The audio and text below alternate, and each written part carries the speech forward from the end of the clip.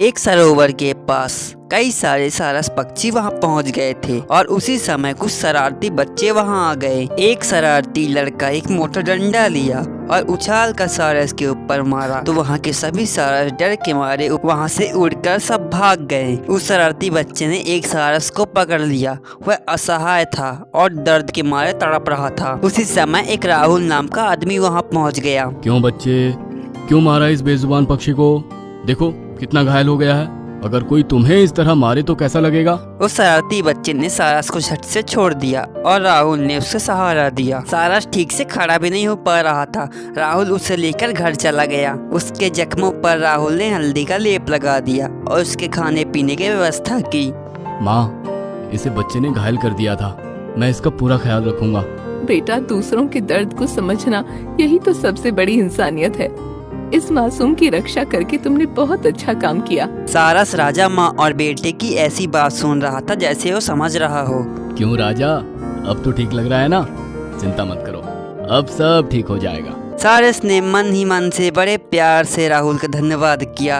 राहुल ने उसका दिल जीत लिया था। उसने चलने की कोशिश की तो राहुल ने उसकी मदद की और वह धीरे धीरे चलने लगा। राहुल ने डिनर में सारस को भी इनवाइट किया और दोनों एक ही थाली में खाने लगे। कहते हैं पशु पक्षी भी प्यार की बात समझते हैं।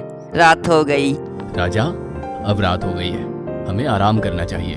तुम्हें तो विशेष आराम की जरूरत है। दर्द तो नहीं हो रहा है? राहुल ने सारस के हाव भाव से समझ गया कि उसका साथी सारस दर्द से मुक्त हो चुका है और अच्छा महसूस कर रहा है। राजा पलंग पर चढ़ गया। कुछ ही देर में दोनों ऐसे सो गए जैसे बहुत पुराने दोस्त हों। सवेरा हुआ तो राजा की नींद पहली खुली और उसने राहुल को जगाया। राहुल सवेरे सवेरे जॉगिंग के बाहर घर के बाहर निकला तो सारस भी उसके साथ साथ चला आया। राहुल दौड़ने लगा तो सारस उसके सर के ऊपर उड़ने लगा।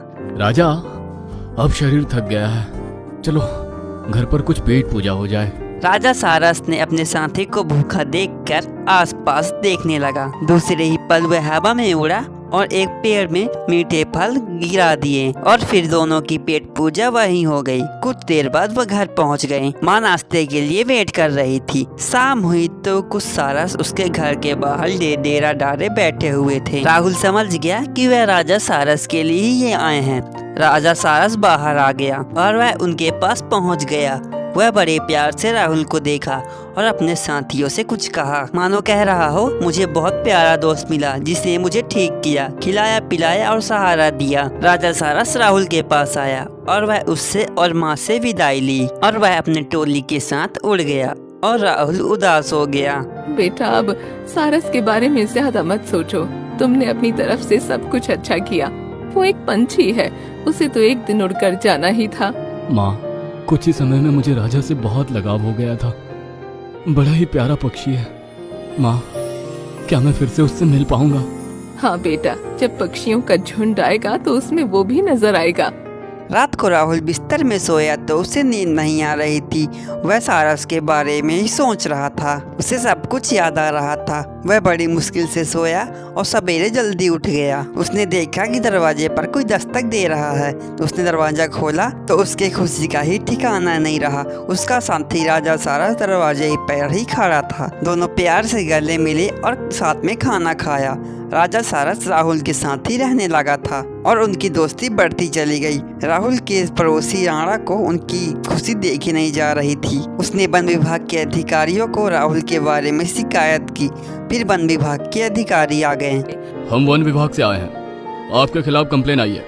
आपने इस सारस पक्षी को कैद करके रखा है, इसकी आजादी छीन ली है, इस पर जुल्म ढाते रहते हो। वन विभाग के अधिकारियों की बात को सुनकर सारस को गुस्सा आ गया और वह तेजी से उनके ऊपर झपट पड़ा। फिर राहुल ने उसे पकड़ा और संभाला। राजा, उन्हें नुकसान मत पहुंचाओ। इनके पास मेरे बारे में किसी ने शिकायत की है। देखिए साहब, आपकी नजर के सामने सब कुछ है। मैंने इसे कहाँ कैद किया है? ये तो आजाद घूमता है। हाँ, मुझसे दोस्ती हो गई है, इसीलिए मेरे पास रहता है। मेरे साथ खाता पीता और घूमता रहता है। ये अब और नहीं चलेगा। हम इसे वन में ले जाएंगे और इसे स्वतंत्र कर देंगे। साहब, ये यहाँ भी स्वतंत्र ही रहता है। ये यहाँ स्वतंत्र नहीं है, हम इसे ले जा रहे हैं। वन अधिकारी ने एक सहयोगी की मदद से राजा सारस को पकड़ लिया और अपने साथ जंगल ले गए। राजा तड़प रहा था वह मजबूर हो गया था। वह उसे बहुत दूर जंगल ले गए। 2 दिन बीत गए और राहुल की उदासी बढ़ती जा रही थी। माँ के समझाने पर भी राहुल समझ नहीं रहा था। बेटा, अब राजा सारस को भूल जा। वन विभाग वाले उसे बहुत दूर जंगल में छोड़ आए होंगे, जहाँ से उसका आना बहुत मुश्किल है।